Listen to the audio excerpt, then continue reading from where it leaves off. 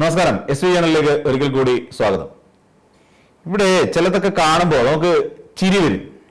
നമുക്ക് ചിരിക്കാതിരിക്കാൻ കഴിയുമെന്ന് ചോദിച്ചാൽ ഒന്ന് ശ്രമിച്ചാൽ ചിലപ്പോൾ ചിരിക്കാതിരിക്കാൻ കഴിയുന്നിരിക്കും, പക്ഷെ ചിരിച്ചു പോകും, അറിയാതെ ചിരിച്ചു പോകും.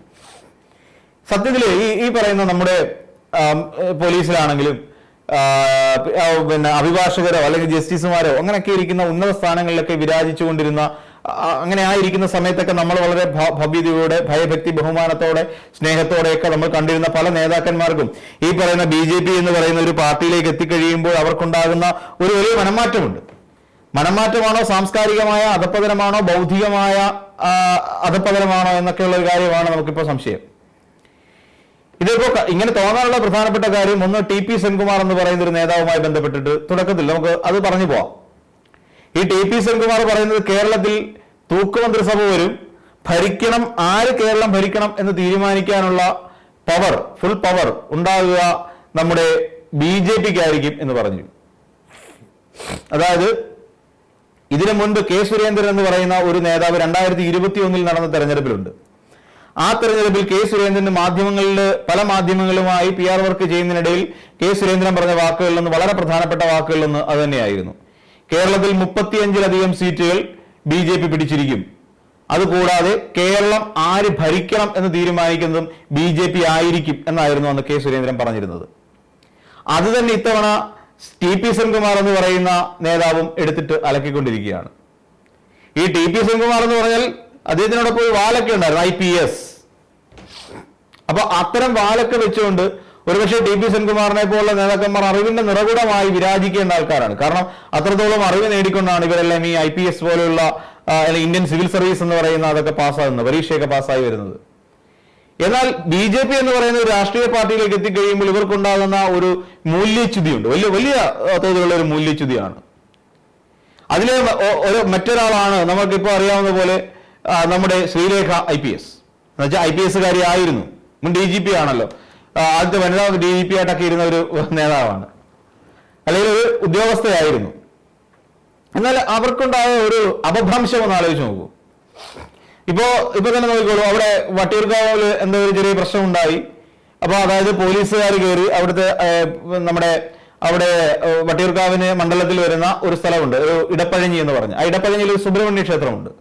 അവിടെ അക്രമികളായ കുറച്ചുപേർ കയറി വരുന്നപ്പോൾ പോലീസ് അവിടെ കയറി അക്രമികളെ പിടിച്ചു. ഇതുള്ളതാണ് അതിന്റെ ഒരു വാർത്തയുടെ ഒരു സംക്ഷിപ്ത രൂപം അതാണ്.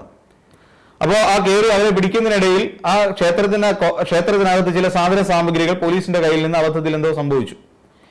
പോലീസുകാർക്ക് അവിടെ നിന്ന് ഒരാളെ, ഒരു കുറ്റവാളിയെ പിടികൂടുന്നതിനിടയിൽ അമ്പലമാണ് എന്ന് കരുതിയിട്ട് കാര്യമൊന്നുമില്ല. ഇവിടെ AK ആന്റണി നമുക്കറിയാവുന്ന പോലെ സന്യാസിമാരെ, ശിവഗിരി ആശ്രമത്തിലുള്ള സന്യാസിമാരെ പോലീസുകാരെ വിട്ട് ചവിട്ടി മെതിച്ചതാണ്, നമുക്കറിയാം. അവരുടെ ഒരു ഭരണഘടന അല്ലെങ്കിൽ അവരുടെ ഒരു തർക്കം പരിഹരിക്കാൻ വേണ്ടി പോലീസ് പോയതാണ്. അപ്പൊ ഇതൊക്കെ സംഭവിച്ച നാടാണ്. അപ്പൊ ഒരു അക്രമിയെ പിടികൂടാൻ വേണ്ടിയിട്ട് അവിടെ പോലീസുകാർ ഇങ്ങനെ നടത്തിയതിനെതിരായിട്ടാണ് ഈ പറയുന്ന BJP അവിടെ സമരം സംഘടിപ്പിക്കുന്നത്. എന്ന് വെച്ചാൽ ശ്രീലേഖ IPS ഭരിച്ചിരുന്ന അതേ ഡിപ്പാർട്ട്മെന്റ്, അതേ വകുപ്പ്, ആ വകുപ്പിൽപ്പെട്ട അവർ, പക്ഷെ അവരുടെ സഹപ്രവർത്തകരായ നിരവധി ആൾക്കാർ അപ്പുറത്തുണ്ട് എന്നുള്ള കാര്യം നമ്മൾ ഓർക്കണം. ഈ ശ്രീലേഖ IPS അവിടെ വെച്ച് മുദ്രാവാക്യം വിളിക്കുന്ന ഒരു സാഹചര്യം ഉണ്ടായി.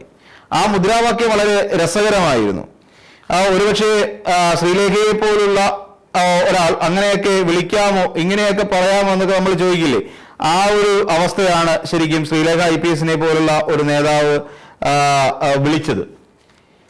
ഒന്നുമില്ലെന്നുണ്ടെങ്കിൽ ഒരു ഡിപ്പാർട്ട്മെന്റ് ഹെഡായിട്ടിരുന്ന ഒരാളല്ലേ, പോടാ പുല്ലേ പോലീസേ, കാക്കിയിട്ടൊരു ഗുണ്ടകളെ, കാക്കിയിട്ട തെമ്മാടികളെ, കാക്കിയിട്ടൊരു ഗുണ്ടകളെ, പിണറായിയുടെ തെമ്മാടികളെ, ഇങ്ങനെയാണ് വിളിച്ചത്.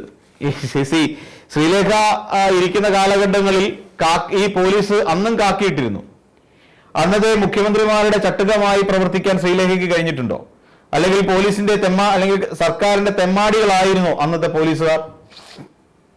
അതുകൂടി ശ്രീലേഖ ചിന്തിക്കാതെയാണ് ഈ രീതിയിലുള്ള സമരമുറകളുമായി പോകുന്നത്.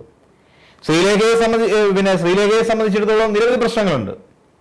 അവർക്കറിയാം, ഒരു IPS റാങ്കിലുള്ള ഉണ്ടായിരുന്ന ഒരാൾ ഒരു കൗൺസിലർ ആയി കഴിയുമ്പോൾ MLA-കൾ വലുതാണ് ഒരു വാർഡ് കൗൺസിലർ എന്നുള്ള ചിന്ത പെട്ടെന്ന് ശ്രീലേഖയ്ക്ക് ഉണ്ടാകുന്ന ഒരു സാഹചര്യം ഉണ്ടായി.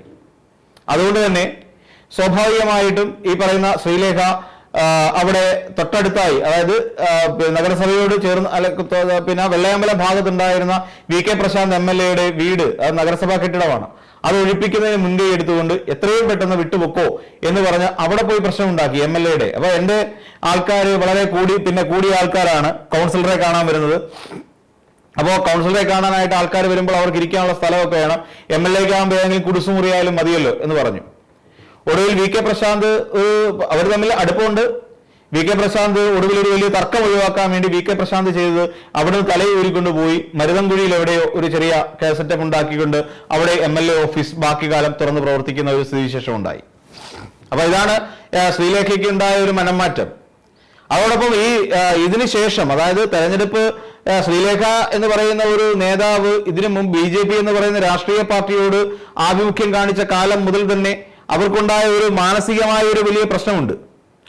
അതായത് അവർക്ക് ഈ പറയുന്ന ധൈഷണികമായ അവർക്കുണ്ടായ ഒരു അധപ്പതനമുണ്ട്, ബുദ്ധിപരമായ അധപ്പതനം. അങ്ങനെ നേരിടുന്ന പല ആൾക്കാരുമുണ്ട്. നമുക്കറിയാം BJP-യിലെ ഏറ്റവും മുതിർന്ന കേരളത്തിന്റെ ഒരു വലിയ നേതാവാണ് രാജീവ് ചന്ദ്രശേഖർ. കേരളത്തിന്റെ അല്ല, പുറത്തുനിന്ന് കെട്ടിയിറക്കിയ ഒരു വലിയ നേതാവാണ് രാജീവ് ചന്ദ്രശേഖർ.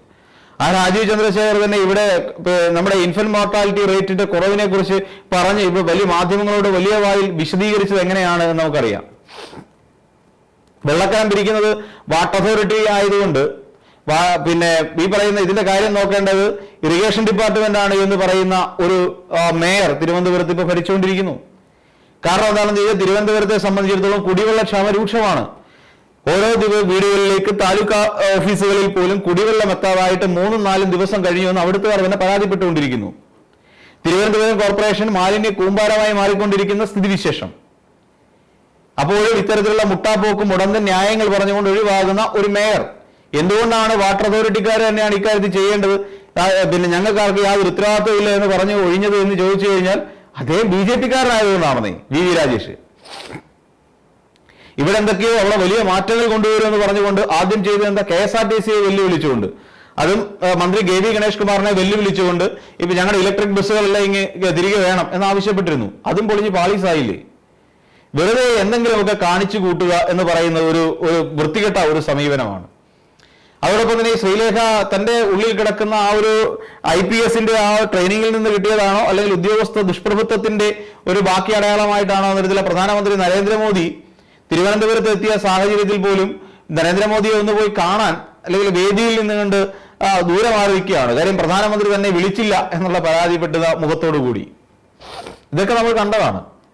ഒരു രാഷ്ട്രീയക്കാരിയായി കഴിഞ്ഞാൽ അതുപോലെ ആവണം. ഒരു പോലീസ് ഉദ്യോഗസ്ഥ ആയിരുന്ന ഒരു വ്യക്തി അവരുടെ ഒരു ജീവിതത്തിൽ അത്തരത്തിലുള്ള ചില മൂല്യങ്ങൾ, പോലീസിനെ പുല്ലെന്ന് വിളിക്കുകയല്ല, പോടാ പുല്ലേ പോലീസ് എന്ന പിണറായിയുടെ തെമ്മാടികളെ എന്നൊക്കെയാണോ നിങ്ങൾ പിന്നെ അല്ലെങ്കിൽ ഈ ശ്രീലേഖ IPS-നെ പോലൊരു നേതാവ് സ്വന്തം ഡിപ്പാർട്ട്മെന്റിലുള്ള സഹപ്രവർത്തകരായ ആൾക്കാരെ വിളിക്കേണ്ടത്? അങ്ങനെയൊന്നും അല്ല എന്നാണ് എനിക്ക് തോന്നുന്നത്. അപ്പം ഈ പറയുന്ന BJP എന്ന് പറയുന്ന ഒരു രാഷ്ട്രീയ പാർട്ടിയിലേക്ക് എത്തുമ്പോൾ സ്വാഭാവികമായും ഓരോരുത്തർക്കും ഉണ്ടാകുന്ന മാറ്റങ്ങളാണ് നമ്മൾ ശരിക്കും ഇതിൽ നിന്ന് മനസ്സിലാക്കുന്നത്. അത് ഏതൊരു നേതാവിനെ എടുത്ത് പരിഗണിച്ചാലും ശരി. ഇപ്പൊ നമുക്കറിയാം തൃപ്പൂണിത്തുറ മണ്ഡലത്തിൽ അഞ്ജലി നായർ എന്ന് പറഞ്ഞൊരു സ്ഥാനാർത്ഥി മത്സരിച്ചിരുന്നു. ആ സ്ഥാനാർത്ഥിയെ കുറിച്ച് നമുക്ക് കൂടുതലൊന്നും പറയേണ്ട ആവശ്യമില്ലല്ലോ. ഇവിടെ കേരളക്കരയെ മുഴുവൻ വിറപ്പിച്ചുകൊണ്ട് നടന്ന ഒരു ചലച്ചിത്ര താരമായിരുന്നു ഭീമൻ രഘു. ആ പേര് കേൾക്കുമ്പോൾ തന്നെ നമ്മൾ പേടിച്ചു പോകും. ആ ഒരു നടനെ കോലം കെട്ടിച്ച് കോമാളിയാക്കി മാറ്റിയതും ഇതേ പാർട്ടിക്കാർ തന്നെയാണ്. കേരളത്തിലെ ആക്ഷൻ ഹീറോ പദവിയിൽ ഇരിക്കുകയും കേരളത്തിലേക്ക് ഒരു ഭരത് അവാർഡ് കൊണ്ടുവരികയും ചെയ്ത ശക്തനായ ഒരു ചലച്ചിത്ര താരമായിരുന്നു സുരേഷ് ഗോപി എന്ന് പറഞ്ഞാൽ. സുരേഷ് ഗോപിയുടെ കഥാപാത്രങ്ങളെ കുറിച്ച് ആലോചിക്കുമ്പോൾ നല്ല ചങ്കുറപ്പുള്ള ഇരട്ടച്ചങ്കുള്ള കഥാപാത്രങ്ങൾ. ആ സുരേഷ് ഗോപിയുടെ ഇന്നത്തെ അവസ്ഥ എന്താണ് എന്നുള്ള കാര്യം കേരളത്തിലുള്ള എല്ലാവർക്കും അറിയാവുന്നതല്ലേ. അപ്പൊ അതുകൊണ്ടാണ് പറയുന്നത്, പല ആൾക്കാരും ഈ പറയുന്ന BJP എന്ന് പറയുന്ന ഒരു രാഷ്ട്രീയ പാർട്ടിയിലേക്ക് എത്തിക്കഴിയുമ്പോൾ അവർക്കുണ്ടാവുന്ന ധൈഷണികമായ അധപ്പതനം, അതിന്റെ ഏറ്റവും ഒടുവിലത്തെ ഉദാഹരണമായി തന്നെ നമുക്ക് ശ്രീലേഖയെ കാണാം എന്നുള്ളതാണ് പറഞ്ഞു വന്നത്. സുരേഷ് ഗോപി കാട്ടിക്കൂട്ടുന്ന വിക്രിയകളും പിന്നെ അതോടൊപ്പം തന്നെ V മുരളീധരൻ നമ്മളോട് എണ്ണവിലയെ ഉയരുന്നതിനെ കുറിച്ചൊക്കെയുള്ള കണക്കുകൾ പറഞ്ഞപ്പോഴും ഒക്കെ നമ്മൾ അത്ഭുത പരതന്ത്രരായി നോക്കി നിൽക്കുകയാണ് ഉണ്ടായത്. അതോടൊപ്പം നമുക്കറിയാവുന്ന പോലെ കൺകറന്റ് ലിസ്റ്റ് എന്താണെന്ന് വ്യക്തമായ ബോധ്യമില്ലാത്ത ഒരാൾ പാലക്കാട് മത്സരിക്കുകയും ചെയ്യും. അപ്പൊ മതിയായ ഈ പറയുന്ന സാമൂഹ്യ പരിജ്ഞാനം ഇല്ലാത്ത ആളുകളെ പിടിച്ചില്ലാത്ത കൊണ്ടുവരുന്ന ഒരു ഗതികേട് BJP-യെ പോലൊരു രാഷ്ട്രീയ പാർട്ടിക്കുണ്ട്. ഇവിടെ കേരളം വിട്ടിട്ട് അന്ന് പിന്നെ തെലങ്കാനയിൽ പോയി ബിസിനസ് ചെയ്യാനിരുന്ന ഷാബുവിൻ ജേക്കബ് വില കൊടുത്ത് മേടിച്ച കുറേയധികം സ്ഥാനാർത്ഥികളെ നിർത്താൻ തീരുമാനിക്കുന്നു.